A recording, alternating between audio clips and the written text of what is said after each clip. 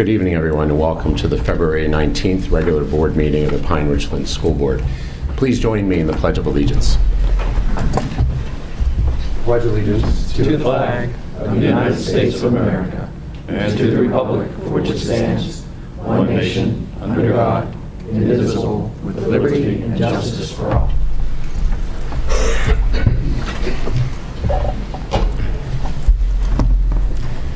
Before we begin our meeting this evening, I'd like to ask each of you to join me in a moment of silence in remembrance of the 17 who needlessly passed away this week in Parkland, Florida. Even one violent death in any circumstance is one too many, but we can and should feel especially moved and even outraged when it impacts students and teachers in our nation's schools. Our hearts go out to their parents, their families, their friends, and their colleagues. Please join me in a moment of silence.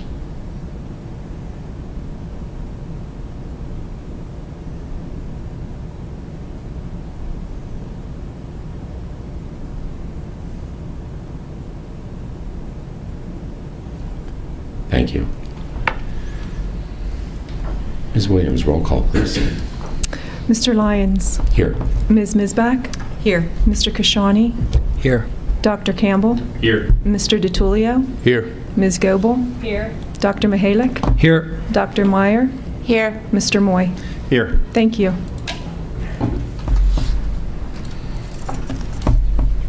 Thank you, Ms. Williams. Ms. Hathorn, I'm sorry, first recognition of visitors. Is anyone who would like to address the board? You may do so at this time. Ms. Williams, correspondence, please. Susan McKee emailed the board regarding high school security. Thank you very much. Ms. Hathorn, recognition, please. Thank you. More than 60 Pine-Richland High School students earned awards in the Regional Scholastic Art and Writing Competition. Topping that award list is senior Madison Mihalik, who earned a gold key for her portfolio of artwork and an individual key award, along with seniors Lydia Becker, Sydney Goldberg, Jack Martin, and Kenzie Wolf. All of those students will have their winning pieces move on to the national competition. In the writing division, 9th grader Tanya Bobar and junior Riley Moore earned silver awards in the poetry category, and senior Chelsea Carver earned a silver in journalism. The Pittsburgh Youth Philharmonica Orchestra is coming to Pine-Richland High School on March 25th. That's from 4 to 6 p.m. Pine-Richland High School senior drum major Jack Shannon earned a spot to perform at that concert.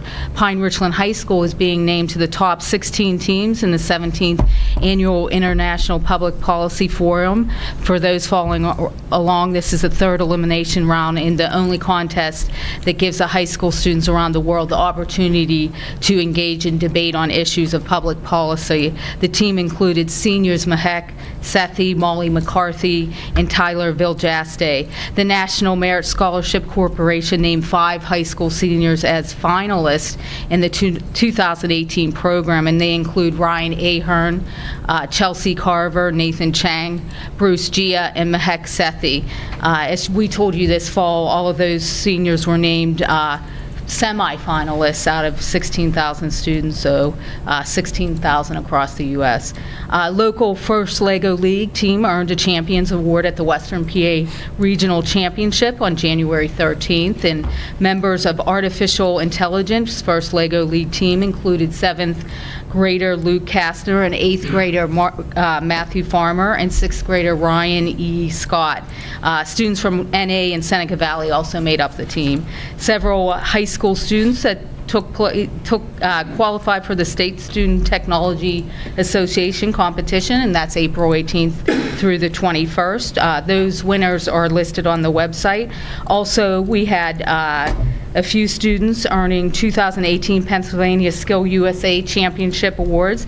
They include junior Victoria Compernol and senior Austin Will, and they placed first at District 8 championships, and they'll go on to compete along with senior Savannah Savannah and Sierra Lerman. Both earned direct qualification for state, so that's a big accomplishment. Also, several students were inducted into the National Technical Honor Society through A.W. Beatty, and they included seniors Susan Bullington and Patricia Kobaugh, and juniors Victoria Compernol and Joshua Swanson. In addition, sophomore Richard Slobodnik and senior Isaac Smelser were named Students of the Month for January, and seniors Morgan Galuska and Carrie Fry for December. The Pine-Richland Air Force GAROTC cadets took 7 first-place awards at a drill competition at Marion on February 10th.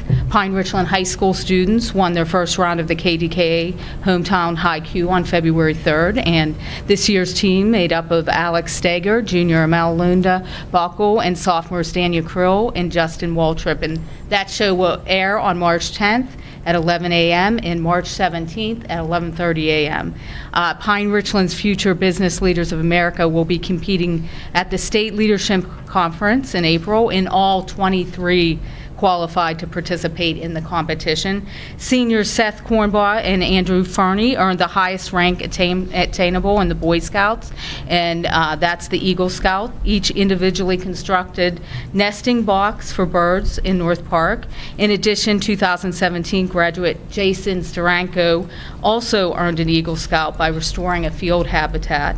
And if you missed it, I wanted to make note that the Pine-Richland High School wrestling team held its annual senior night and best buddies showcase, and the varsity and junior varsity wrestlers have been teaching their best buddies wrestling and team building skills, and they showcased them on February 1st, so it was a nice evening. The boys varsity basketball team beat Bethel Park 66-62 on Saturday and will advance to the WPIAL quarterfinals to play Fox Chapel this coming Saturday, and the Lady Rams take on Norwin in the first round in the playoffs at Plum, so that's against Norwin on Tuesday, so we'll cheer them on. Senior field hockey players Marina Miller and Sarah Metzmeyer and junior player Alora Sharon were selected to the high school national academic squad. Alora is also named a Scholar of Distinction. High school students are busy rehearsing their Midwestern draws and kicking up their boot heels and harmonizing their vocals in preparation for performances of Oklahoma, and that will be March 8th for senior citizens, and for the public on March 9th, 10th, 16th, and 17th at 7:30 p.m. and 2 p.m. on March 17th. You can visit pinerichland.org/musical for that information and online ticket sales. Also, you can go to the website to find out more about each competition and what the rules and criteria were. So, good job. Thank you, Ms. Hathorn. That list is as broad and is as deep. It's just an incredible level of everyday achievement. Thank you for bringing it all to our attention. Item 1.05 is a motion to approve the meeting minutes as listed. May I have a second? Second. Any discussion? All those in favor say yes. Yes. Yes. Opposed? Motion carries. If I may have the consent of the board to rearrange the agenda slightly. Our representatives from Eccles Engineering are with us already, and I wonder if we couldn't go to item 5.01 first, out of respect for their time. Is there any objection to doing so? In fact, I'd say, Greg, why don't you just go through all of item 5, buildings and grounds, then on the conclusion to make it simple. Ms. Williams, can you follow? Yeah, yep. Fantastic. So item 5.01, Greg. And 5.01 is just a general miscellaneous athletic project update. I don't believe we're going to touch on 5.2 and 5.3, but possibly we could get that into the discussion as well as an update because that pertains to the athletic projects as well. And we will do that as part of the update. All right. Good evening, everyone. John Pappas from Eccles, Mark Scheller, project architect. Pardon, could you use the podium if you won't mind, just because it's, I appreciate it. Thank you. Good evening. Again, John Pappas from Eccles. I've been overseeing the construction administration portion of the project. Mark Scheller is here from Eccles Architecture and Engineering, who was the project architect and project manager for the project. Wanted to give you an update tonight. Certainly, the miscellaneous athletic project has multiple pieces to it, and some of those are nearing completion, and some of those are kind of starting to wrap up. So we wanted to give an update on the overall project progress, and then there's certainly some items that have come up here over the last month to 2 months that we need to talk through as well. So first of all, the locker room addition. There's a long picture, or a picture from out beyond the track. Certainly the locker room addition is meant to have 3 new locker room facilities, new restrooms, new showers, new trainers center. The foundations are in. Walls, exterior wall for bearing are up. The joists have been set. The roofing is weather tight. The metal panels are due in this week to actually match the other section of roofing, and the same with the fascia panels. So the exterior is weather tight at this point. There's some temporary doors on. The bottom picture is a picture of the interior. We'll touch upon the one item for the plumbing once we get through the progress of all. But you can see the interior needs a concrete slab poured. That's the most critical item we have ongoing on the project right now. We need to get that slab in place so we can finish the walls and start working on finishes in that space. The field house locker rooms. These are overalls of the home team locker room area. The demolition is complete. Really the only miscellaneous item that's left to do is some flooring and a little bit of painting in that space. But you can see that the goal and concept of that portion of the project was to go in and remove the sections and banks of lockers, and then around the perimeter to take that material and divide the existing lockers to be more of an open concept in there. In the previous meeting, there was discussions. The bulkheads, when the lockers were removed, felt too low for everyone involved, including us. We were able to work through pricing and scope and work through things with the contractors.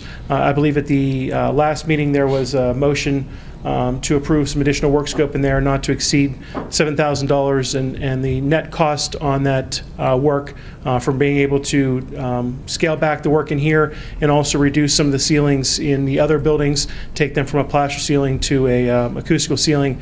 The net increase was only $1,112. Both these pictures are in the home team locker room. Like I said, the area needs cleaned. The floor infills, we were able to find the flooring that was there existing, so it'll get infilled with the same color flooring, and that work's still to be installed, and then the entire area needs a general cleanup. The other locker room areas are again approaching completion. Again, the center lockers were removed from the center bays. The flooring has been patched back in here. We couldn't find the existing color flooring, so we went ahead and did an offsetting color. The benches need put back in place. There was also some work in the existing showers for some new base. That work is in and complete, and all the modifications except for a little bit of toilet partition work in those spaces have been cleared. So over the next week or two, those get cleaned, and realistically those can be turned over and back into operation whenever you need them. Underneath the existing building, our existing grandstands on the home side, there was a portion of the project that was to do a storage building. The foundation slab were poured. That's all structural stud framing. The contractor has it all framed in, and the metal sheathing for the perimeter is due in this week as well with the rest of the metal work, and they can go ahead and get it roofed in and get all the sheathing on it. Doors should be in within the next couple weeks. There's a couple coiling doors on there that we had to pick colors for to be able to get, and then again probably within the next month or so that'll be wrapping up. We can start to turn it into operation as well. You can see in the background on the bottom picture, it's a little bit dark, but the existing storage container was also moved as a portion of that. It's on the back side now, closer to the center of the grandstands. Last component of work, The softball field dugouts over at Richland Elementary School. Foundations are in. The masonry is constructed. Doors are due in Thursday of this week. They can be swung. The roof, the shingles are here. You can see the metal work is complete. And they're just waiting for a break in the weather here for a number of things in order to be able to go ahead and shingle those in. At that point, even though they'll be pretty much done, we just need to get some better weather and dry weather to be able to get it landscaped and get that area finished. I think that's all as far as the progress. Any questions on the progress of the work? Again, things are moving along. This has certainly not been the most conducive winter to try to do all this outside work with the cold weather. Contractor's been able to move forward, but we are behind somewhat on schedule and looking to hopefully get the concrete floor slab poured here in the next week or so, which will allow the masonry work to start happening and the rest of the locker room addition can start to be buttoned up.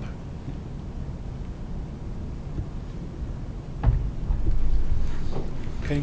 I can dive right into the other items. Item 5.2, as part of the project, originally during the design of the project, the electrical engineer, when all the engineers came out and had met with Duquesne Light and worked through and looked at a number of options. The goal was to try to not put a new service into the existing locker room build or the new locker room building. The problem is on the field house side, where the power comes from on the main field house, there is no spare conduits to be able to get additional power across the site from the existing field house to the new locker room addition. They looked to see if there was capacity, and with the fact that the new addition is 2 to 3 times the size, there just wasn't enough power in that building. So from the design stages back in June, July of last year, the electrical engineer met with Duquesne Light. They had talked about initially an overhead service as part of the project, and the engineer had given a range of about $10,000 to do that overhead service. As the project was being bid, it was determined, Mark had noticed that the zoning requirement in the township has changed, and the fact that you can't take the overhead line to the building anymore, it has to be underground. So that was changed by an addenda to tell the electrical contractor to install the primary power feed to the building underground. As part of normal course on the project, that was the way it was bid. That work is owned for the contractor to do the trenching and to be able to set everything. But this is a soft cost item from Duquesne Light that gets calculated once a project gets initiated. It is no different than a lot of the other soft costs you may have experienced on other projects. This is their fee to provide their transformer and their lines and basically do their installation for that scope of work to bring that additional service into the building. Once this is done, you give approval of the payment as well as the easement, then they finalize the engineering and the trenching can begin so that they can go ahead and bring the power feed to the building. There is one pine tree that needs to be removed. Again, going underground, they won't allow for that the roots to be in that underground trench, so we'll have to make sure that that tree gets removed prior to their install. Again, this isn't something necessarily that was most of the other items that have come up have been unforeseen conditions. This was a soft cost that as part of the cost of the work that gets identified as the work progresses so that we can bring the utility services to the building. Any questions on that? I have some. So what was in the original amount to do this work? What was estimated? The 10,000? 10,000. And 17's above the 10? No, the 10 went to 17 because they have to go underground. Okay, so why wasn't the 10 in the original budget? In the original budget, I guess the thoughts were that the soft cost, that there was, I guess we were unclear that there wasn't an allocation of soft cost money as portion of the project. These would never be bid with the work because the company, as the school district, has to pay for those separately. It can't be paid for by the contractor. And it only gets calculated once you proceed with the project and go ahead and file for the application to do the work.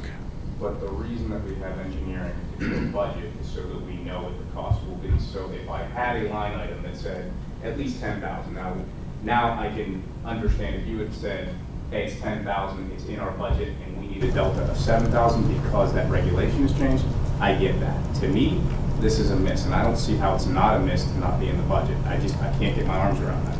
I've built multiple houses. Electrical's always been a part of it. I had to go to the utility direct, but I had a line item that said, here's your budget amount, and it was in the scope. Now, plus or minus a little bit each way, I get that. But to not even have it on there, I'm sorry, I just cannot buy that it wasn't in here. And I've had it explained to me multiple times, I just don't see how we swing and a miss at including electrical for a project. Well, and usually when costs for projects are considered, there's the hard cost, which is what the estimated cost is, and then there's the soft cost, which includes all the design fees and the permitting fees and those types of things. Some of them you know up front, like what the design fee was. Some of them you don't know up front completely, like what the utility fees would be, or the fees you pay for the services even once they're generated. So I guess when we talked about the project and the project was bid, the discussion was solely around the soft costs and what the bid amounts were. And there wasn't a back story or a back discussion about what anticipated soft costs there could still be remaining on what the project is. If I could just interject just for a moment. Each quarter you will see there's kind of a cost sheet that I report each quarter for the high school expansion project. So even though that project is done and over and has been done over for quite some time, your last financial report for that project would have been in the January agenda for December quarterly expenditures. In there you will see that we had, for that overall building project, there were pre-construction costs, so some of that were some survey costs, some of those types of things in there. The construction costs in and of themselves were the actual bid amounts. So that would be your plumbing, your general, your HVAC, et cetera, et cetera. At the bottom of that schedule, it showed kind of other. So under other, these were the soft costs that were estimated at the time by Eccles, who was the architect and engineer on that project, as well as Turner Construction. PJ Dick was the construction manager for the high school project. So basically what they did was they would go through and they would try and come up with an overall project budget. I think the difficulty is whenever we were talking about this, the Buildings and Grounds meeting that we all remember was focused entirely on trying to get from the estimate in the athletic facility study to the bid amounts at the time. There was not necessarily a follow-up document or a follow-up estimate prepared that would show any additional costs over and above this bid amount. So I think that that's where the disconnect came into play. Not that I say that I would have had any of that information, but oftentimes I can tell you that there is a percentage of cost for a project that could or could not be related to testing or fees or township fees or utility costs. I think moving forward, when we look at what those projects would be strategically, it would make sense to look at each project to say, are there any pre-construction costs? Is there anything that we need to pay either to the township or any other specialized services that need to be done before the construction begins? The construction piece would specifically be those contractors and the bid amounts, and then kind of an other that either a construction manager or the architect or engineers would discuss with the board at the committee level. I think that that would help moving forward. Unfortunately, it doesn't solve the problem for now. Yeah, I agree. I don't remember any discussion around soft cost plus what we approved, right? So, in fact, I've been on the board 5 years. I don't recall this ever coming up with any project. So it would be good moving forward to have that. And those are the three main items. The soft costs are one thing. The hard costs are known because that's usually what you spend the most time talking about when you get bids in and what the scope is in comparison to what bids and base bids and alternates are. This component here is always a portion of the projects as well because it is a utility cost and a known soft cost, but it's not a necessarily complete upfront known cost. It's a cost that comes in once you apply for the easements and all the paperwork gets drawn up. And these things are unfortunately easily missed because you're not thinking about that in the process as you're approving the contracts through, but it is a scope portion of the project under these type of constraints in order to be able to bring the utilities to the site. So it's actually more of a fourth category then? Because you're talking pre-construction, you're talking hard costs, and then you're talking soft costs, but you had soft costs, but you didn't have that in there. So this is another category that is a... How you account for it is... Just so that we could budget. Yeah, I mean, the way to account for it, usually we look at every project has a soft cost amount in the range of 20 to 25%. 25% will be on the high end, but on a smaller job, depending upon all the utility costs, it could be that. I don't think this project was really looked at from necessarily what hard costs versus soft costs were, because there was really only one soft cost at the time that was identified, which was a design fee. So if you would have looked at what the soft cost would have been, that includes, you know, contingency costs, that includes your permitting, that includes any of the utility work. I mean, it's all kind of grouped into that. Some of it's known up front, some of it's not known until once you're in construction, like special inspections and testing and things. You don't know those costs until you realize them through construction based on what the need of the project is. So usually you would carry an allocation of soft costs regardless on any project. I think with this project, it wasn't necessarily outlined and reviewed that way. I think it was just looked at as what the scope of the project was, because the biggest portion of it was the hard costs, and there weren't a lot of soft costs. When you pull out on a bigger job and you take that allocation, there's a lot that can be funded through 20% soft costs that isn't necessarily things that are realized up front, but it's big enough pool of money to be able to cover those soft costs that are out there. Here, there wasn't any set-aside money identified as for items like change orders or utility fees or any of those other types of soft costs. So, Dana, I'd like to know, if possible, like not now, but so where are we project to date with these so-called soft costs? Anything over and above what we approved? It'd be good to know that. I can at least tell you that the only things that we have paid for in addition to the construction costs at this point in time was about $1,000 worth of concrete testing fees. That ran through the operational budget in the general fund, because again, we didn't have that type of allocation known. The only buildings and grounds meeting that I recall was specifically trying to get from the athletic facility study number to reconciling what those bids were. So the only soft cost that I'm aware of at this point in time, unless there might have been a small township fee in the very beginning. There's probably a permit fee. I think there might have been a permitting fee of maybe, I don't know, $50, $100. It couldn't have been much. And then the testing for $1,000. This here, this would be the soft cost that we have not addressed. I just think that this is not like a small thing. This is a pretty big thing. And to Greg's point, this should have been caught up front, in my opinion.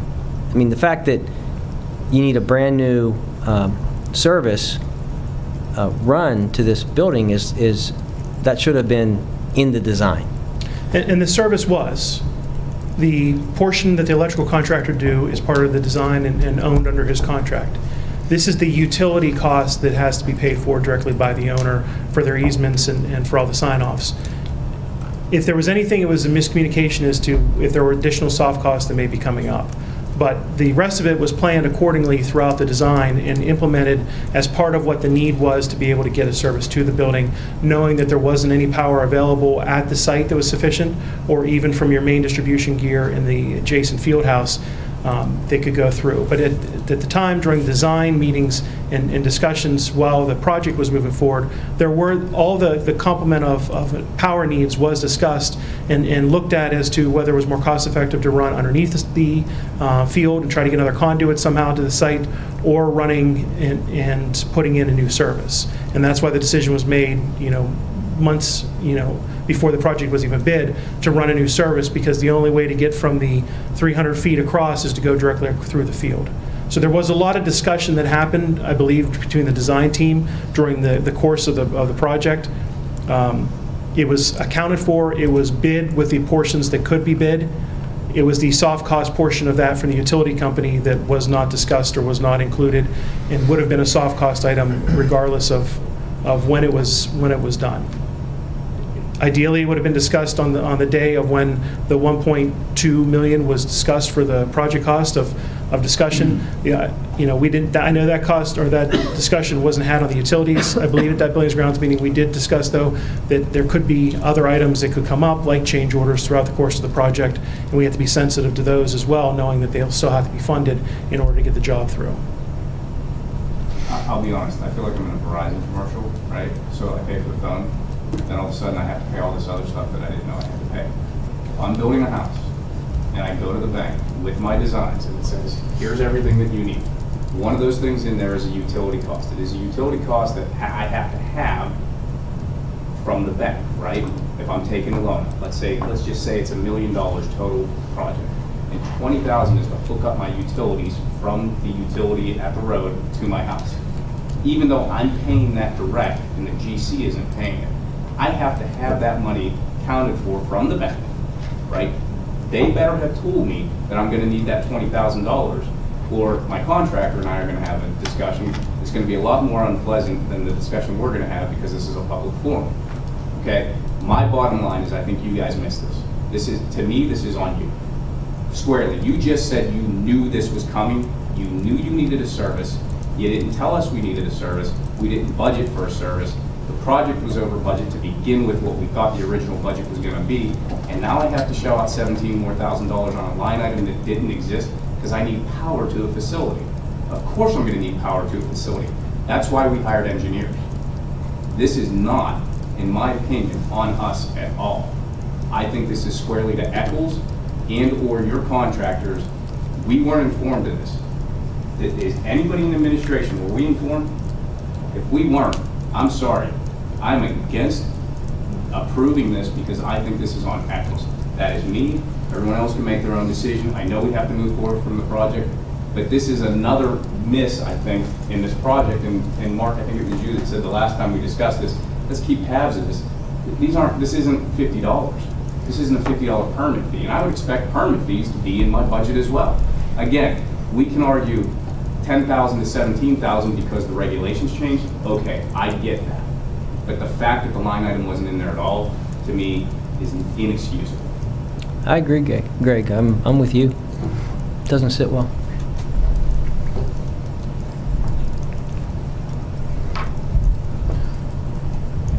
Is there any further discussion?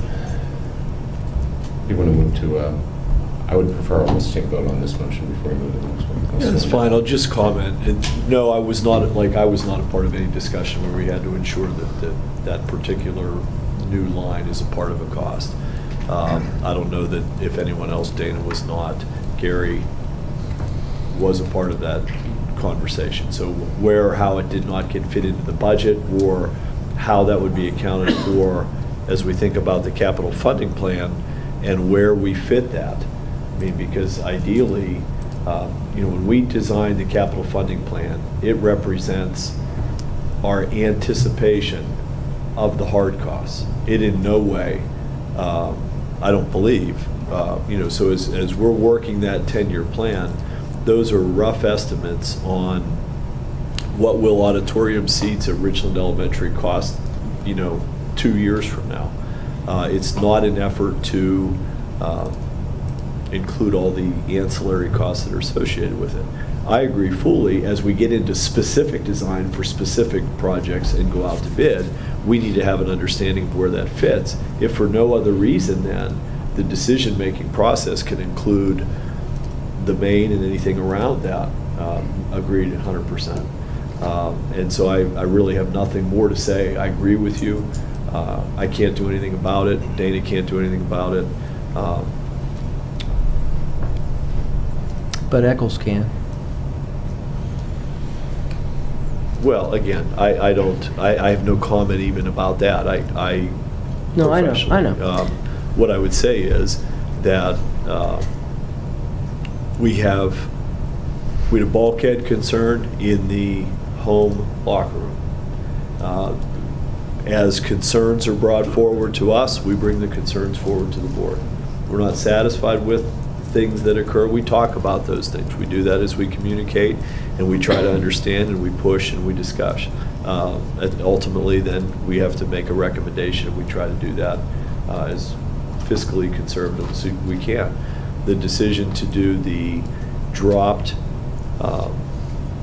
moisture-resistant ceiling in the new addition and to basically cut off the bulkhead with a finish underneath it, ultimately is a net impact of about $1,000, give or take. So even though the board approved up to $7,000, the net impact was about about $1,000, because we viewed that the same way. I believe the board views that in terms of being, if it's your own money, we're trying to be that appropriate. There's a gas line, as we know, underneath the storage area under the bleachers that's being constructed. The gas line, when it was originally installed, was not installed according to the architectural designs when the stadium was built. I mean, that is an unforeseen component that's still being evaluated. I think the softball dugouts generally went according to the process. But again, we have a plumbing thing that's next, which, as Mr. Pappas described, was something that was planned for by design, but then the conditions on site show some fall angle and impact that was not foreseen. So again, we're not satisfied either. We're disappointed as well. At the same time, we're trying to bring everything forward as candidly as we can, and then we have to make a decision and move on from there.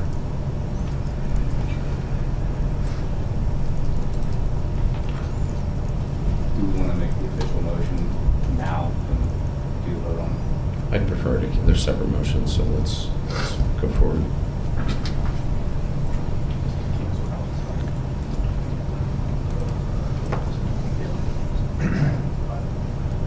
Item 5.02 is a motion to approve an easement agreement and payment to Duquesne Light in the amount of $17,219.10 to upgrade the electrical service for Pine-Richland Stadium. Second. Motion has been made and seconded. Is there any discussion? I will just say that I will vote in favor because we need to keep the project moving, but I'm not happy with this one. The next one, again, that was an unforeseen. This was foreseen, and we should have had it. And I'll say that I won't be voting for this because it was missed. I think it's unacceptable to just eat all of this cost ourselves. So what is the resolution? I mean, is there no negotiation? Is there just if we vote no, then we don't have electricity to it, and then what is our next step? I guess we could change the motion. My thought would be to approve it up to 17,000 and whatever the change is, right? And then that negotiation happens. Well, I think there's one of the problems with that is that the Duquesne Lights number is actually already a soft number. So that's not a quote, that's not a bid, right? Right. That's not a final bill. Here's the bill. That's their estimate. Am I characterizing it correctly? I think you used the word. Yeah, their estimate of cost, I think they leave loose or open-ended. If they don't spend that amount, then they invoice to something else. But generally, what we find is that's their payment. What you'd expect to see. So maybe this helps if I could ask Mr. Clare a question. So is approving an easement agreement and payment to Duquesne Light, would that in any way impinge on, and what I'm getting is that there's some idea that Eccles should be held responsible. I don't want to put words in people's mouths, but I assume that's what we're talking about. I think there should be a contribution, sure. They missed it. Okay. Would this motion, I don't see Eccles' name in here at all, but would that impinge on our ability to consider that, I guess is my question. No, your arrangement with Duquesne Light doesn't say anything about your potential for contest with your design people. So we could consider that separately, and if we want to, we could have a discussion in executive session. Sure. If that was appropriate. Does that answer, Christine, your question as well? Mm-hmm. Okay. I would add, I agree that there is a failure. I'm not so convinced I can point my finger exactly where it had. I think the cure is awareness from the administration and the board. Let's ask about soft costs. Mark, in 5 years, never heard it because we haven't done a construction project for more than a few tens of $1,000s in your time on the board. And really almost going back to mine, I caught the tail end of the high school. So I think we'll be better educated and wiser consumers and better managers and overseers as a result of this as well, hopefully. By the way, nice job on the bulkheads coming in under that $7,000. Don't want to let that go unnoticed. And that was a collaborative effort. Yeah. Certainly, we sat down and talked through it. And Dr. Miller had some good ideas, and we talked through those and worked with the contractor to be able to do so.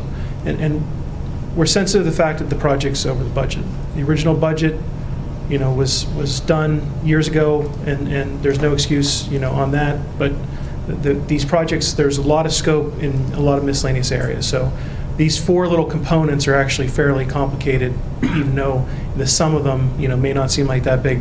When you're touching 4 different areas, there's a lot of unforeseen things that can arise, and a lot of concerns for stuff that, isn't communicated properly or isn't identified. So. Okay. Any other comments? All those in favor say yes. Yeah. Yes. Opposed? No. Motion carries. Mr. Coppin? Do you want me to read the motion first and then have that as a discussion piece, or do you Sure. just want that to present first? I don't like that. It's a motion to approve a plumbing change order in the amount of $17,735.41 to install a sewer ejector and associated plumbing line required by Allegheny County and sanitary sewer service at the Pine-Richland Stadium. And I'll just second it, so we're in the discussion mode. Bart? This item came about as the work was progressing when they removed all the asphalt and they started. The plan was to tie the sanitary line from the existing building into the new line and then run it into the manhole that's located about 10 foot outside of the building line. When the contractor started shooting his elevations and getting his undergrounds in, he found that even the existing line had barely any fall coming from it into the manhole outside the building. Allegheny County Health Department Plumbing Division controls what can be done and what can't be done. Early on, they engaged them, brought them out. The plumbing engineer, I engaged the plumbing engineer to come out and talk through it. We made a couple changes in hopes to be able to try to make the fall work.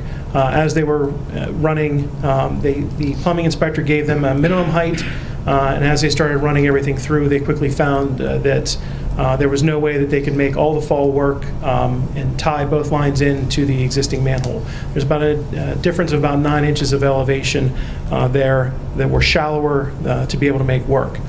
We've had numerous nauseam discussions with Allegheny County Plumbing or Allegheny County Health Department. We asked for forgiveness to not put in a house trap because we were so close to the manhole, figuring that would provide us with the offset that we didn't need to do. And they have said that they would not give us any type of variance for that. So again, talking in multiple versions, multiple rounds with multiple people trying to figure out what to do, we finally decided that the only option in talking to the county health was to go ahead and put in a sewage ejector that would allow for the need to not have the fall for there. That is the price being presented tonight. This has been reviewed preliminarily with Allegheny County Health Department. This item, because of the uncertainty of making sure that it gets approved, the plumbing contractor hasn't finished the work, because if he would have finished his work, there would have been additional costs to have to reroute some of the stuff. So he has stopped for the time being until we get through tonight's meeting so that he can go ahead and then finish his run. And what that's doing right now is I need him to get done so the floor slab can be poured, so the walls can be finished, so the finishes can start in those spaces. So I believe that they've gone through, the engineer and the contractor and the county health department have gone through as many versions of this as possible, and this is the best solution at this time to be able to go ahead and get this issue resolved. To me, this is one where it was engineered per the information you were given. The information you were given was incorrect. I get this. The question that I have, just out of curiosity, is when you did shallow up the plumbing and everything, would the system have worked? If we didn't have to put in the house trap? Yeah. Yes. It would have still been minimal. And I guess I'll fall back to that. The other thing that we aren't doing is we're not going to tie the existing in, because by rights they could have had us go back and actually fix the problem that presented itself for the old line. So what we asked for was let that be undisturbed and then let the new go in, so we're not and the only way you could really definitively say it wouldn't have been a problem is if you wouldn't have had any backups. You know, the toilet facilities in there, from the inspector as well as the contractor, they're surprised you haven't had any issues to this point of the existing building. So it would be minimal fall. And now you have showers and a lot more toilet facilities combining. There could have been an issue in the future, and I think that's the reason why the county health department is just holding to their guns and saying, no, put it in the way that we know we're not going to have an issue. And with this type of system, what's the expected lifespan and maintenance cost? Do you know offhand? I don't know maintenance cost. Gary and I were going over the cut sheets for it. There's basically a cylinder that goes into the ground that has 2 pumps in it. And those pumps are, I think, a lead lag set up on the pumps, so that there is a redundancy to them. There's also a monitor then, in case there be an issue, it would monitor for there. So I would think that the operational cost end of it would be, again, that facility doesn't get used, and that's the other thing we tried talking through with the county plumbing inspector. The facility isn't constant use like a school all day long, every day, you know, except for holidays or weekends. It only really gets a bunch of use at one time, and when it does, it can have significant use to it. So, you know, you're gonna pay for the cost of operating a couple pumps on occasion whenever there's demand for the units to be able to work. The items, the cylinder that gets encapsulated in the ground shouldn't be a problem. It probably has a 40-year life expectancy. The pumps, I don't know. We couldn't find in the literature. I told Gary, were they 3? 3 years on the pumps. That's life expectancy? That's the warranty. The warranty's 3 years. Yeah, I'm not sure what the life expectancy is for them. What we were talking about before was, certainly as this, with every component of every piece of equipment that gets installed, as part of the turnover and trainings portion of it, that we'll have the manufacturer's rep come out and go over everything with Gary to be able to identify what it is. So the original design was just set and forget, it just flows. Gravity fed. Now we have a piece of equipment that we have to make sure we maintain, and you know, there's budgeted cost for replacement, right, severed every so many years. Right. So I can be more forgiving on this item as well than I was the electrical service. This is not something that you missed. This truly just came up. However, I do have a question about the invoice. What is the 10% markup on the material? That's their allowable overhead and profit markup. Wouldn't that be in the prices they're quoting us? Why would they debit another 10? No, we make them provide all prices to us net of any profit, so we can see what the actual percentages are. Okay. So that's their quote, the 7121, and then is their quote in their items for the materials, and then we make them always give us material, labor costs, and then they have to show us what their overheads and profits are, which is in line with what the spec actually calls for. And how do you know that's their actual cost? For that one, the plumbing engineer had actually talked to the sales rep for there, and it confirmed the cost of materials. There were 2 different manufacturers that they were quoting, and when I asked the plumbing engineer to talk through it with them, he went ahead and identified the 2 different setups and the 2 different ones to find the most cost-effective one. He spent a lot of hours trying to work through it and was out here a couple times trying to get to a solution with the plumbing contractor. Okay. Mr. Zhang, are you aware if we have a waste grinder installed elsewhere in our facilities? We do not. So make sure you guys know what to do when that alarm goes off. Not if. Get the snake out. Well, in periods of height, I mean, just make sure everyone's aware what that red light on the side of the building means in the middle of a football game. Well, the evidence will show up real quick. Reassuring. Thought we were going to get through that without that joke, but You set it up. I did. The only other item that Dr. Miller brought up previously that I know is outstanding at this point is a gas line underneath the storage building. And I have made numerous contacts to People's Gas over and over. The plumbing engineer is doing the same. I have the construction supervisor for the areas, and I just can't get them to come out here and meet us. So we talked about it. The advantage we have there when we do actually finalize if something needs to be done with that is we actually have a plumbing contractor, and then we have an HVAC contractor who does a lot of plumbing work as well. They're both. So realistically, the plan I have is to go ahead and have both of them price up the work if there is work that has to be done there. And then whatever the most cost-effective approach is what we can bring to the board. But hopefully they get out here yet this week, and we can finalize if something's needed, and if it is, what we have to do for scope. Thank you. Thank you. Is there any other discussion? And just to clarify, we are voting on item 5.03, the motion to approve the plumbing change order at this point in time. Just for curiosity's sake, this feels like a Band-Aid. What would be the cost to fix it?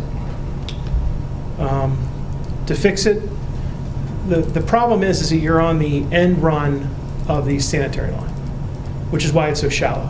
So that sanitary line comes across the field. So realistically, if you were to reroute it, and you'd have to replace manholes and pipe and go across the track in the field to be able to try to get more depth to be able to get gravity fed. Okay. Got it. Lots more. Thanks. Thank you.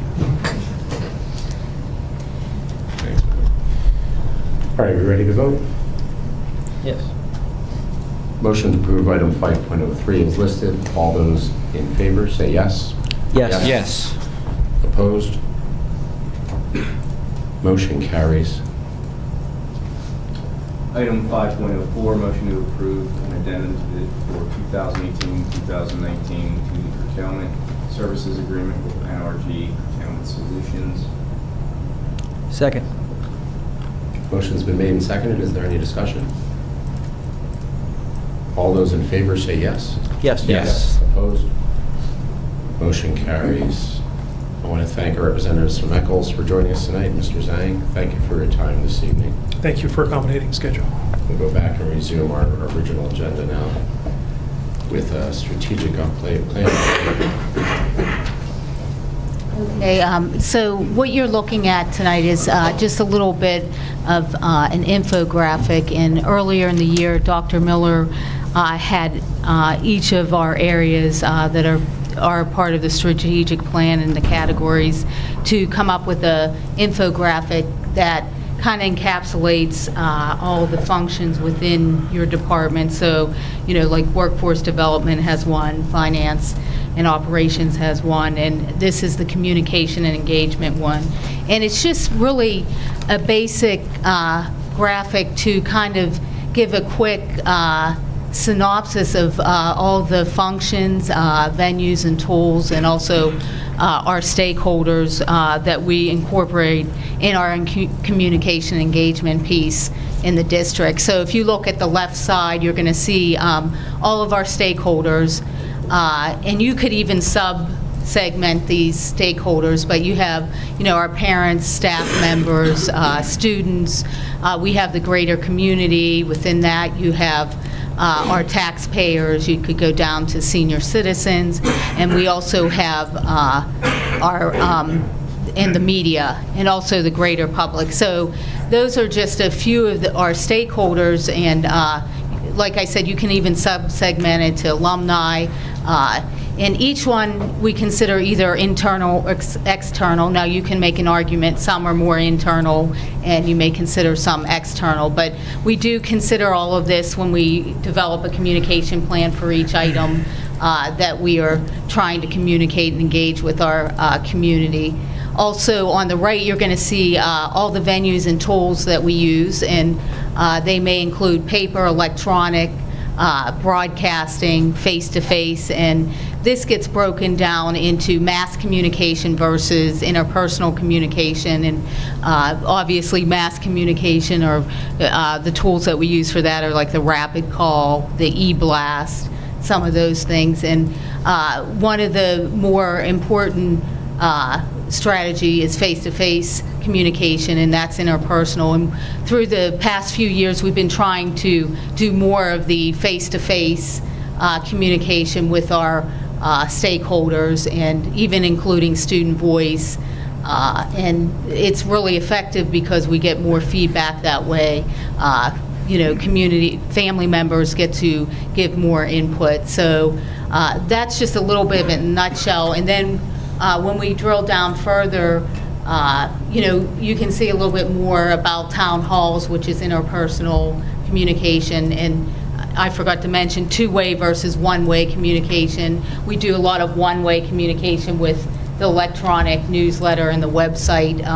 The two-way communication comes into when we have town halls and focus groups and communication of that sort, or face-to-face meetings. So we, like I mentioned, over the past few years, we've been incorporating more of that into each areas of the district.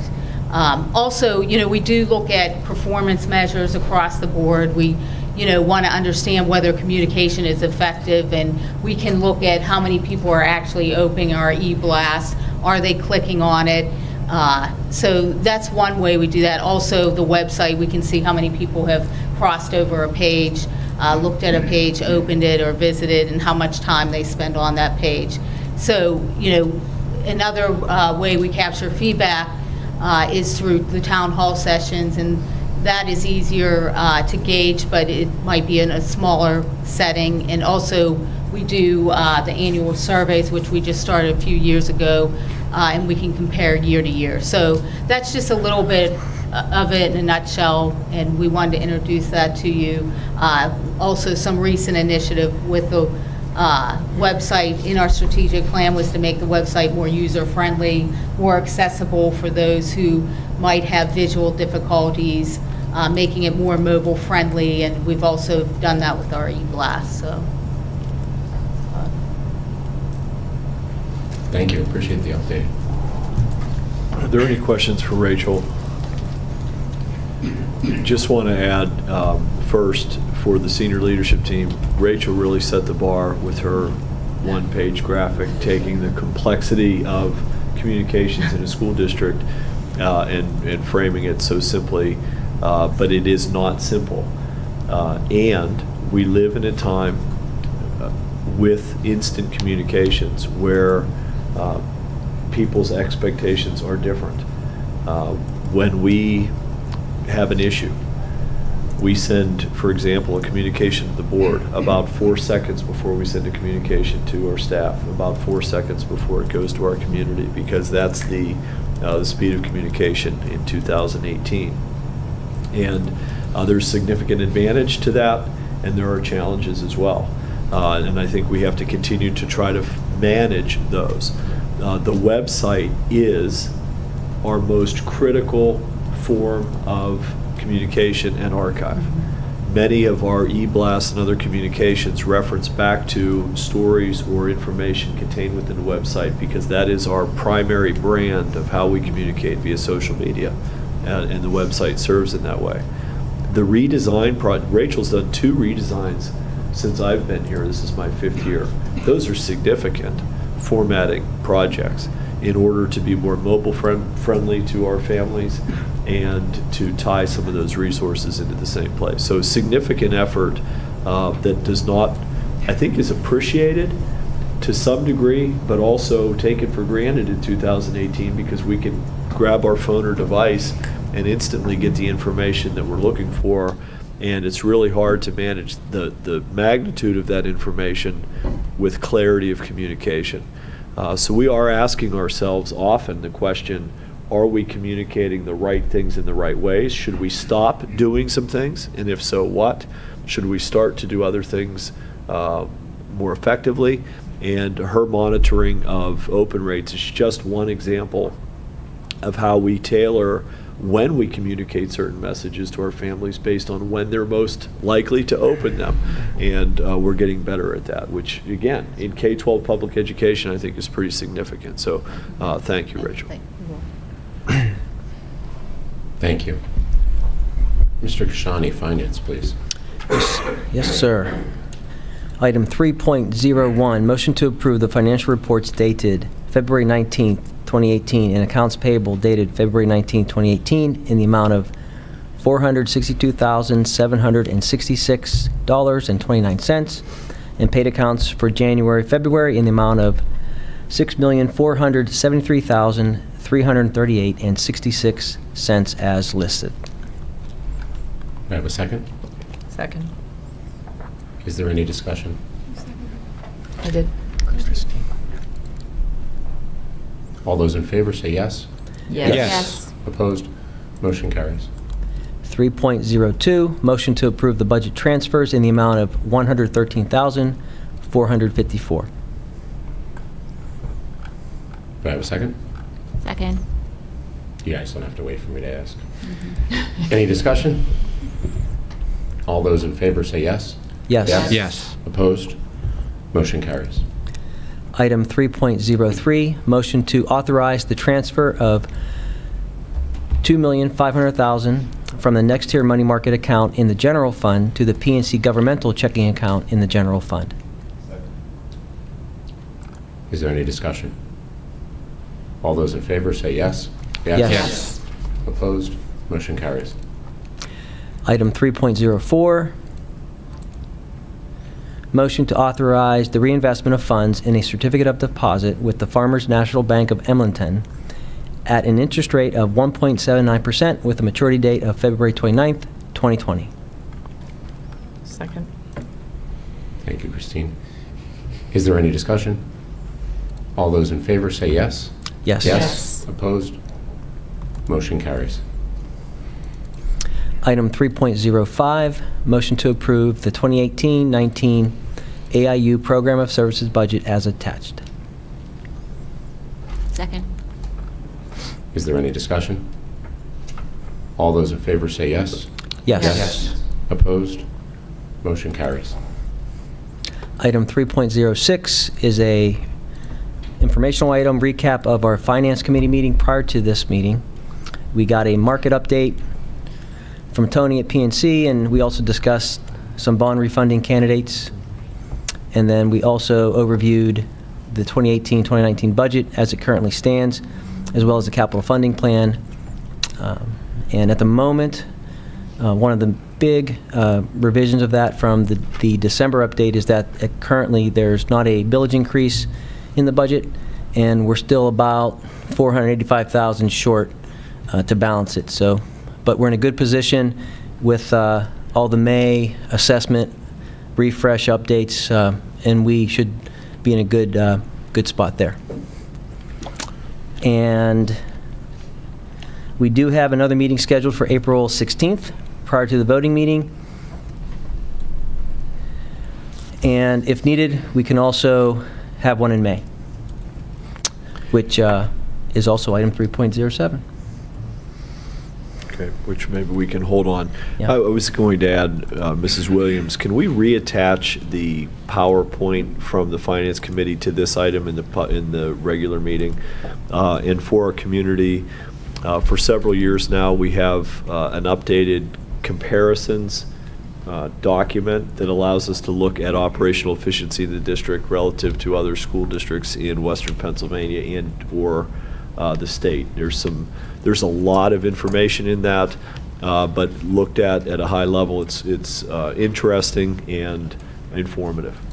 I'd go for it. It shows we're operating at a high degree of operational efficiency. So interesting could be either way, but no, it's very good news, and we continue to monitor that. And I think that's very important, and especially as I would encourage this board to think year over year and not just sort of focusing on short-term metrics. Like I think we covered 3.07, or Yes. do another, right? Yep. Yep. Thank you. Dr. Meyer, academic achievement, just one thing there. Yes, just a reminder of upcoming meetings. We have a March 5th academic resources meeting, April 30th, where we are in-depth program review. So. And we would like to add, if it works for the Academic Achievement Committee, gifted education. We had a variety of topics related to gifted education that have come up, some in connection with our key initiatives this year. We were looking to put a placeholder here, and May 7th was open prior to the regular meeting. So if that works for the committee, we'd like to get that on the books. Works for me. Thank you. Okay, thank you. Fantastic. We've already covered buildings and grounds, so we could pass it to you, Dr. Campbell, for student services. Okay, item 6.01, we have a motion to approve the student services consent agenda, which includes items 6.02 through 6.07 as listed. Second.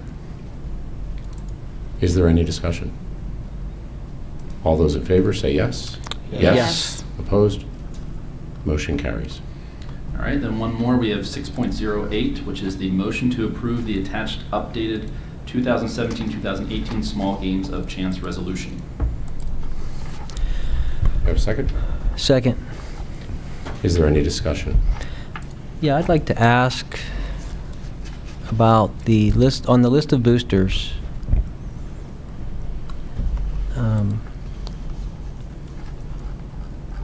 Unless I'm missing it, I don't see the Touchdown Club nor the wrestling boosters on here still. Are they there? Yep, they're They're Okay. under the Prubo category. Touchdown Club is there. As of the date of today's board meeting, I have not received any documentation from the wrestling organization, which is why they are not presented there. Okay. And so we talked about this at the prior meeting as well, a little bit. And so the Touchdown Club is one thing. They're on here now. They weren't on there before. Have an issue with the actual Small Games of Chance that they implemented in the fall. They already did it.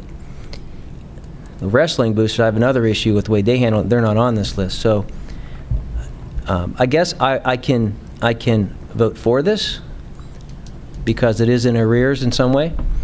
But I would like a more open discussion around what these organizations plan to do, perhaps, and more transparency leading up to the next school year.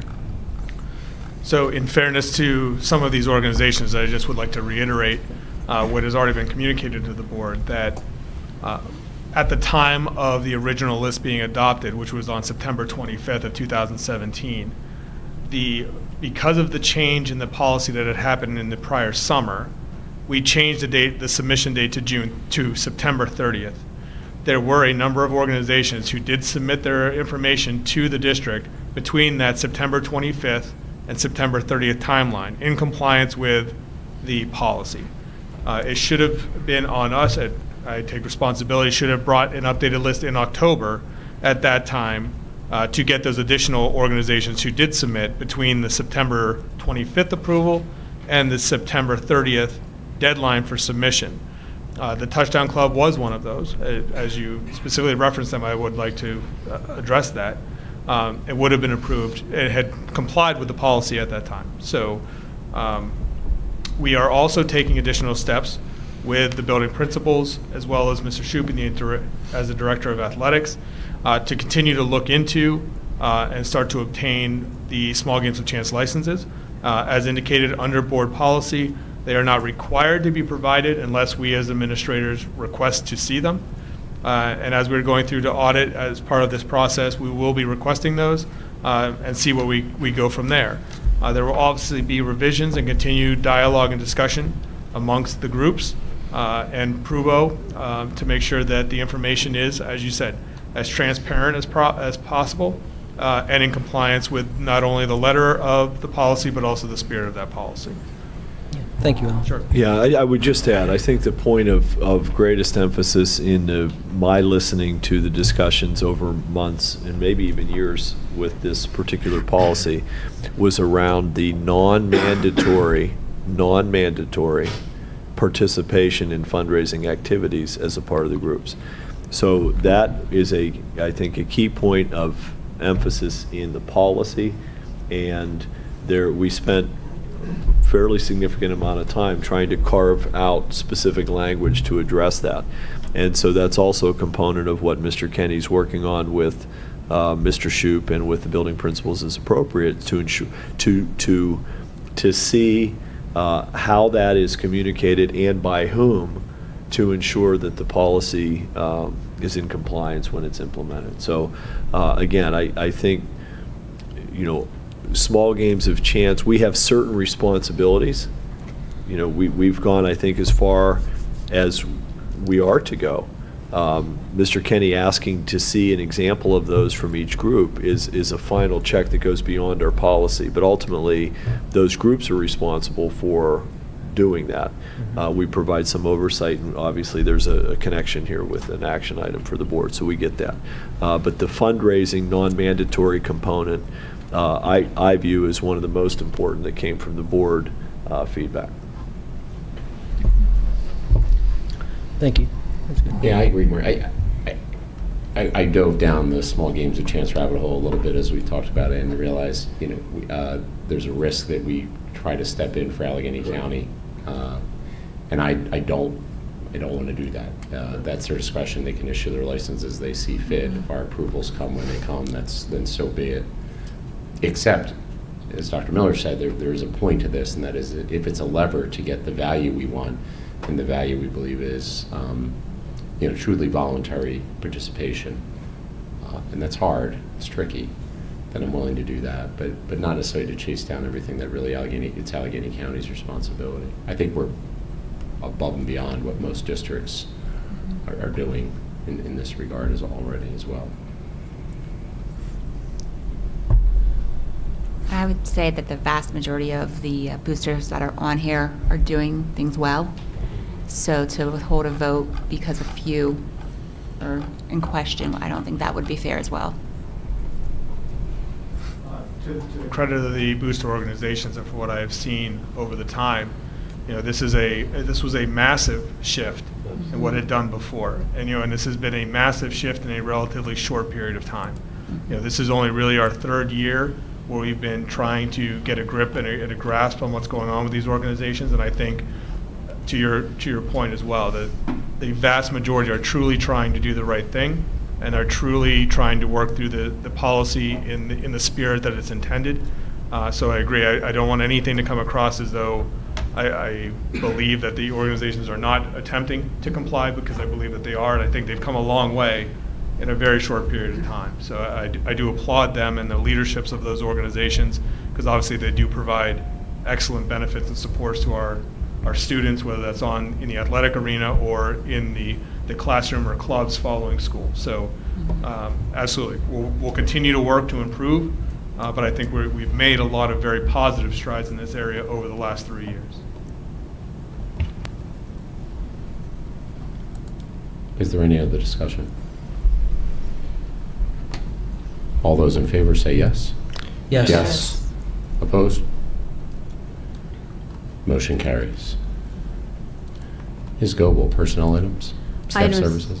7.01, motion to approve personnel items as attached. Second.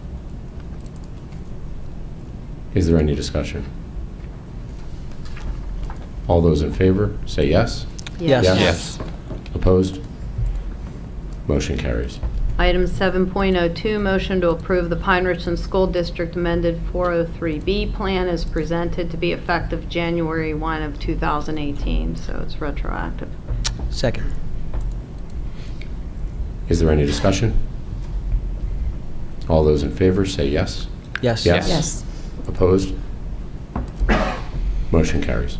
Item 7.03, motion to approve the Pine-Richland School District 457B elective deferred compensation plan is presented to be effective again January 1 of 2018. Second. Is there any discussion? All those in favor say yes. Yes. Yes. Opposed? Motion carries. Bless you. Item 7.04, motion to approve as a first reading policy 808 food services as attached. Second. Is there any discussion? I did have one question. Let me find my spot. With regards of students not throwing away, not being identified, not being asked to throw away food, what is basically known as food shaming, we do not give students a different lunch, do we? Like, I know some systems like will give the kids a peanut butter sandwich and an apple. Why don't we have Mrs. Bucknam here? Would you mind? She runs our food service for Sodexo. She can just share a little bit about her practices. Hello. Okay. Yes. So the new course with the policy is that the students K to 12 whatever they bring up through to the cash register is what they purchase. So there's no alternative. The schools that had alternative meals in there, that is all taken out. Okay. So the AR that is almost completed will address our exact steps that we're taking. But yeah, in general, that's taken out of there. Okay, thank you. Okay, and the AR, the administrative regulation will come forward to the board. It's not an action item, it's an information item, but you'll see it as well. Okay, thank you. Is there any other discussion? All those in favor say yes. Yes. Yes. Opposed? Motion carries. Item 7.05, motion to approve as a first reading, Policy 819, Suicide Awareness, Prevention, and Response as attached. Second. Is there any discussion? All those in favor say yes. Yes. Opposed? Motion carries.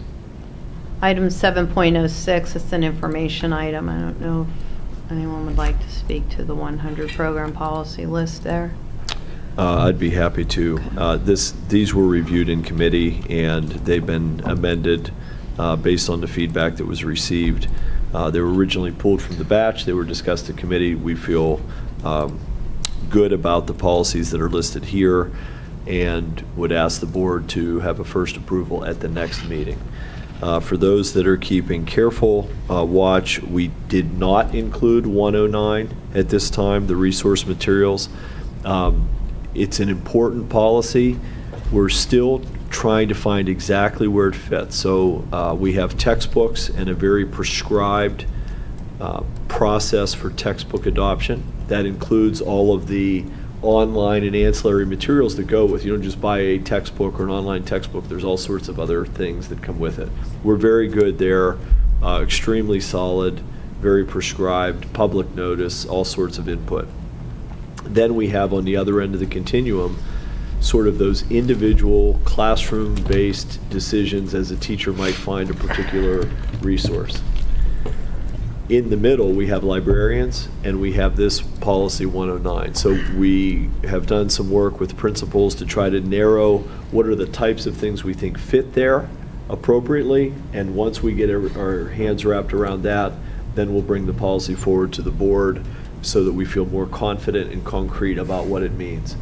Because we're going to need to give careful direction to staff as well about how to do that. Mm-hmm. Okay. I guess I'll reiterate, I do come back to the homework policy, and I know we did discuss it, but as written, I just think I think it could be tighter. It just says homework should be clearly communicated, but I think I have an expectation of maybe more specificity from teachers. I don't know what the administration encounters in buildings in terms of, hey, if this is where we want to move in terms of communicating our platforms, and we've talked about Google Classroom. We have multiple platforms in place right now. While I wouldn't support putting a platform, into the policy, the idea that there is an expectation that we've set a policy and that we expect the administration to then bring out and make sure our teachers are complying with about communication would be, to me, it would be helpful.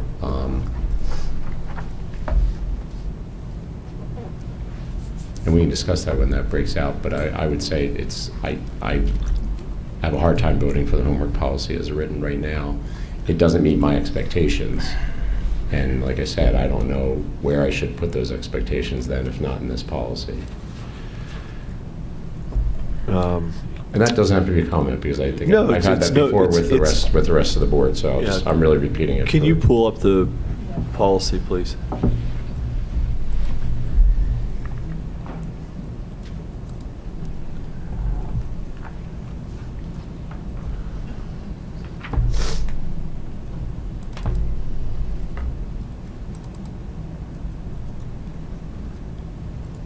Well, okay, if we look at the red line, you'll notice a lot of red lines. So we made a conscious effort to simplify this policy, it is first and foremost not even necessary to have a homework policy relative to the board. There is a very loose single citation you see with the hyperlink number 1 there. So a policy, quote unquote, I don't think is even necessary, but I do recommend it and believe it's important. And so what we focused on were some best practices around what homework should be. There is nothing worse than poorly constructed homework assignments that do not deepen understanding, do not provide appropriate or necessary practice. But homework that is well designed and a natural part of the instructional process in the classroom can be critical for student learning, and also critical to help the teacher understand the needs of individual and large groups of students in how they make instructional decisions. So we think the policy is appropriate to have, and the power, I think, in answer to your question, is the administrative regulation. That, I believe, is where the real specific detail needs to be, because any homework policy has to be implemented by 331 plus teachers in our organization. In order to get language that's appropriate and clear and implementable, if that's a word, it is now requires their engagement and input. So we've used the green skeleton. We're planning to hang everything else off of that skeleton when we get to the administrative regulation. Then we would bring that forward to the board. So if we want to hold the policy until we have the AR developed, we can. That's up to you guys. I don't have a strong feeling either way. I feel comfortable with this skeleton, knowing that we're going to add the detail and we can bring it back to the board when we have that. And I hope it meets your needs and expectations, but I think more importantly that it's something that we can implement effectively with a whole lot of different people at a whole lot of different levels, from AP something all the way down to what does homework look like in kindergarten, which are on different planets altogether. I was just going to actually bring that up. Like, the one thing I'm concerned about, like, don't see here, is the research that's out there now from NASP and APA that shows research at the early, or homework at the early grades is not beneficial, and actually in some cases can be negative.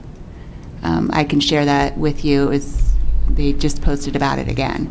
Yeah, please share that with me, and I'll share it with Dr. Pasquinelli and Dr. Silbaugh. I believe it's grades K through 3, but I'll double check. Yeah, and that's why, I mean, our hope generally with policy, notwithstanding the food service example and others that seem to get legislative updates frequently that we have to deal with, is we want this to stand the test of time, and we want to be able to amend our practices through AR a little bit more fluidly than we would need to bring a policy back to the board. So we're hoping this stands the test of time, but the developmental appropriateness is what I think you're referencing. We can address that in the AR.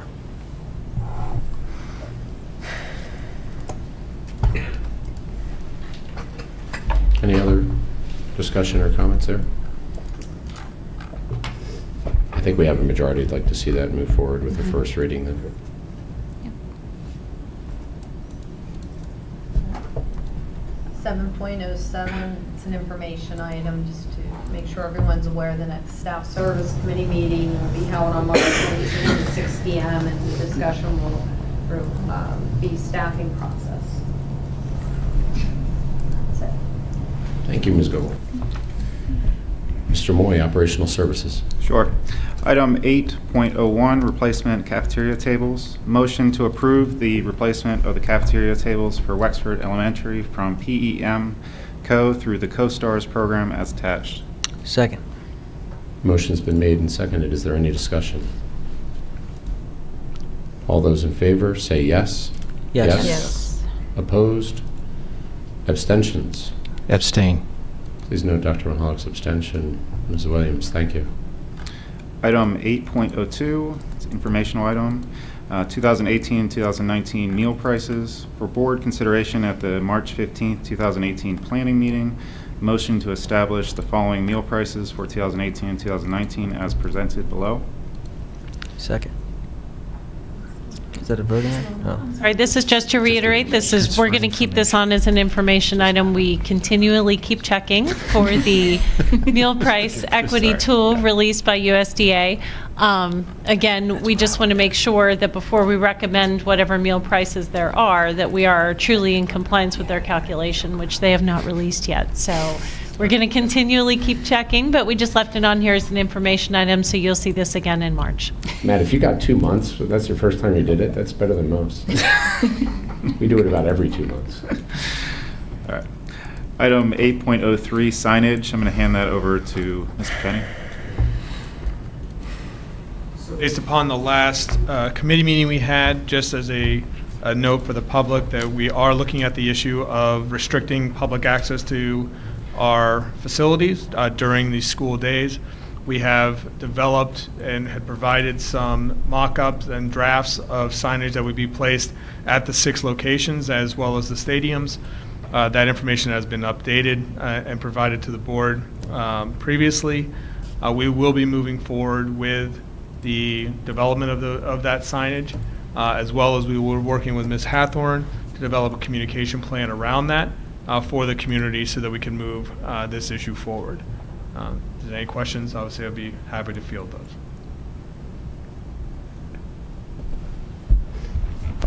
Thank you. Item 9.01, board business, is a motion to approve the attached resolution opposing Senate Bill 2, Educational Savings Account Voucher Program. Second.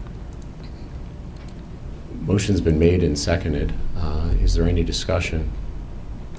We had some good discussion back and forth, I know, at our planning meeting to consider whether we should put this resolution on our agenda, and it's here as a voting item.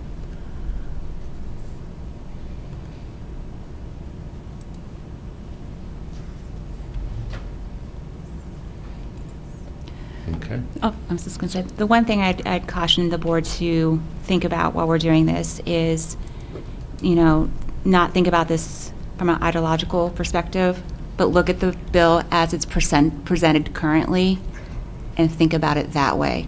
You know, when I did another close read of these, there are some things that concern me with the fact that, you know, the way it works, that the private schools do not have to accept all children.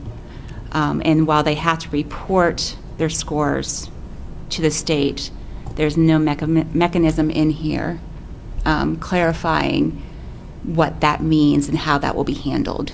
So I really just encourage you to remember it's this particular bill that we are talking about. I'd like to add a couple of other items that I find concerning about that. And the bill is resting upon the notion of people making choices about their children's education. But in situations of choice, you have to have quality information to be able to make a solid choice. And this bill does not require the disclosure of performance, as was mentioned, and therefore puts some schools at a disadvantage for having to disclose while others don't have to disclose. And if you're new to education, your children just being enrolled, which this bill actually, that is the guide path on for most people for this bill, is people who have not been enrolled before. There's not quality information for people to be able to make a valid choice. And so if that's the case, some of the fundamental idea behind the structure of this bill is faulty, and really what it does is it puts taxpayer money at risk. And so I just thought I'd voice those concerns.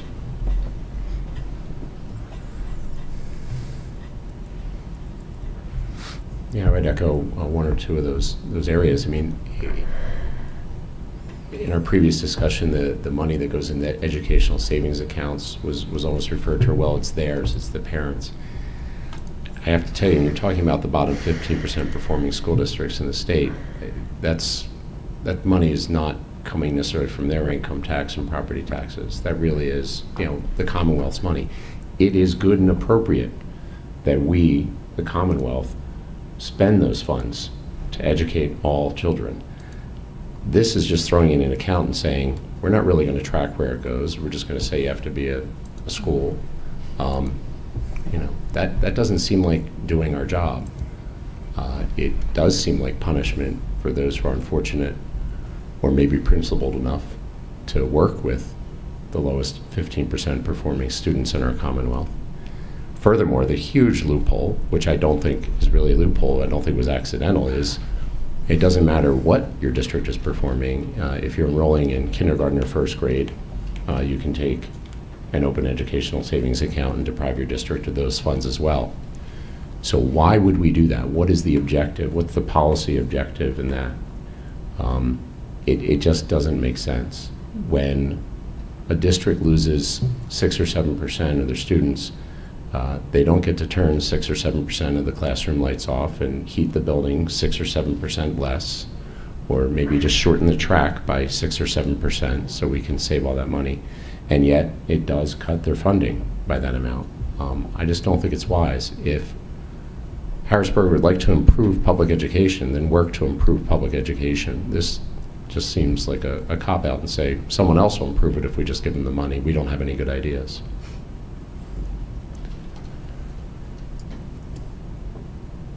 Is there any other discussion? All those in favor, say yes. Yes. Yes. Opposed? No.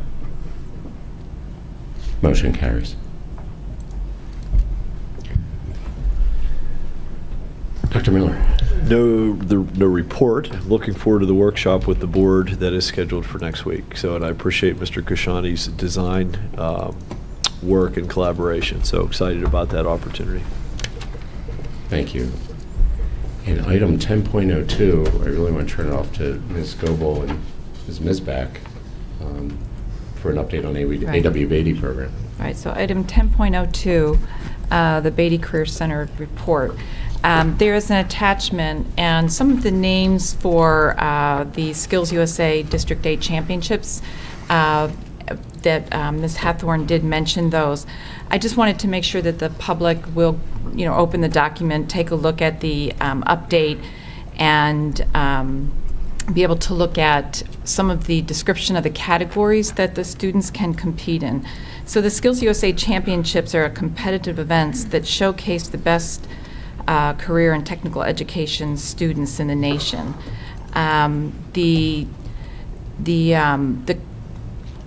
So they take a look at the best careers the technical education students do, and their philosophy is to reward students for excellence, to involve industry in directly evaluating student performance, and to keep training relevant to the employer's needs. So they actually have employers who are there, people from the industry who are judging these students on various categories, and there are 103 categories. Our students at Pine-Richland participated in 10 of those categories. And just to highlight one of those, Savannah Lerman and Sierra Lerman, they competed in the Career Pathway Arts and Communication category in a topic of advertising design. And their project, what they will do for the community, is they're designing the media logo and print materials for a Make-A-Wish Foundation Purse Bash fundraiser that will help, that will be held in the spring in Monroeville. So as part of that competition, they will have something that comes out of a real-world application to our community. So just wanted to highlight that, but please go in, and there are links to the U.S. Skills Championships website, and we'll give descriptions of the categories that they can compete in. If you want to read all 103, they're all there, but they're really great. It's really good competition. There's also a press release that's in there about an endorsement for the carpentry, building, construction, HVAC programs at AW Beatty that have been endorsed by the Builders Association of Metro Pittsburgh. And it's great that these experiences provide our students with the skills and experiences to be career and job ready to meet the employer needs of the future. So again, our students are getting real world experience, and they are having industry experts there who are helping to guide these programs. And then also A.W. Beatty is having a fish fry, and there's a flyer in there about their fish fry. It's already started. It'll be on Fridays, and everyone is welcome to attend. It runs from this past Friday until March 23rd. So the students will be frying fish for Friday. And then item 10.03 is the prof update report. And again, there are links in the attached document that you can go to the prof website to take a look at for parents and for students. The scholarships will be opening for seniors this year. Will be opening February 26th, and the applications are due April 9th. There are 16 scholarships for a total of $43,000 that are being offered by prof, but that are sponsored by corporations and private community members. There are 2 new ones, the Diversity in Science, Technology, Engineering, and Mathematics Scholarship for $1,000 by the Hine family, who are a member of the community, and the Good Shepherd Veterinary Scholarship and Internship for $1,000, sponsored by the Good Shepherd Veterinary Hospital. There's also, at the grants meeting at the prof meeting on Thursday this past week, prof approved a grant for the PRHS, the Pine-Richland High School Mind Body Balance Club grant. And that the project team members on that were Matt Roberts, Jen Bowers, and Brittany Adams.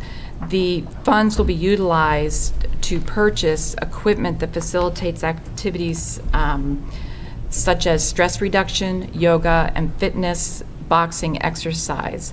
And the goals of the club are twofold: to encourage all students and staff to participate in beneficial mental and physical health activities, and to help all students, especially those at risk for anxiety-related problems, to build protective factors and resiliency. And so prof approved that grant out of cycle, and as part of this, the awareness for the student health, mental health, and safety. And actually this, as I saw, I think it was started on February 12th, they've already started this club at the high school. And one last announcement is that the EITC, or the Education Improvement Tax Credit, prof received a donation of $10,000 by the MSA, the safety company, and they did, the donor asked that the donation target STEM and robotics programming at Pine-Richland School District. Fantastic, thank you. And thank you, Ms. Goebel and Ms. Misbeck, for your service on the Beatty board, as we call it. You know, sometimes, like tonight, we get out of here in a little less than 2 hours, and it's fantastic, but the work is going on, not just in this room, mostly outside of this room, whether it be in Parks and Rec, Beatty, profs, the IU for myself. So we value engagement with our communities. We think good governance matters, and it has to happen in a lot of different ways. So I really appreciate that update. Just an informational component connected to the prof update. For awareness of the board, Dr. Pasquinelli and Dr. Silbaugh work very closely with the grants committee and with the application process to ensure that as those grants are approved, or considered, I should say, that they align with, in some cases, the strategic direction of the district or initiatives or programs. We wouldn't want them to be sort of out in a place that doesn't connect. And this particular grant really fits with the wellness focus that was a part of the vision that Health and Phys Ed described in their in-depth program review report. So we see an excellent connection there. And it's nice, the members of prof, and we see the grants committee more than maybe others, invest significant amounts of time into their service as members of prof, and it is much appreciated by the staff and students, so thank you. Thank you. We'll now move to our second recognition of visitors. Seeing how there is none, the meeting is adjourned. Have a good evening, everyone. Thank you. Thanks.